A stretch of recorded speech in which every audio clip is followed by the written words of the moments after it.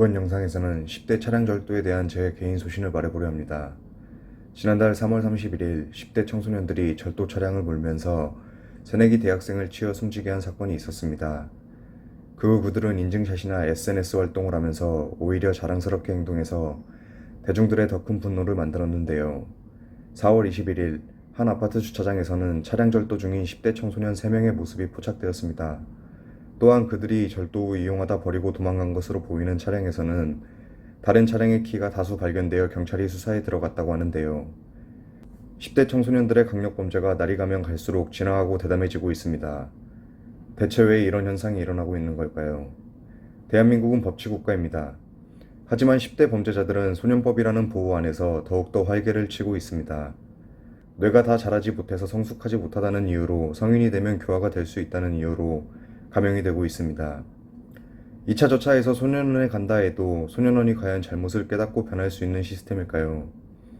요즘 청소년들이 쉽게 접할 수 있는 유튜브, SNS, 웹툰 등 다양한 컨텐츠만 뒤져봐도 소년원은 10대 범죄자들에게 있어서 필수 코스, 혹은 오히려 훈장 같은 곳입니다. 소년원 이야기를 영웅당처럼 말하거나 그곳 생활에 대한 이야기를 들어봤을 때 절대 가면 안 될 곳, 가면 무섭고 고생하는 곳이 아닌 미성숙한 기준의 멋으로 볼 때는 더 멋있는 곳, 더 멋있어지게 만들어지는 곳으로 보여지고 있습니다.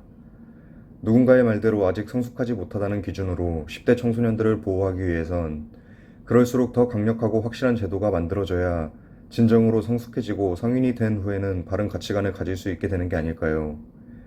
더욱더 영악해지고 잔인해지는 10대 청소년들의 범죄를 단순한 일탈로 보면 안 됩니다. 그 범죄가 더욱 과중이 되고 더 잔인해져서 성인이 된 후에는 더욱 강력범죄를 저지르게 되는 원인이 되고 있다고 생각합니다.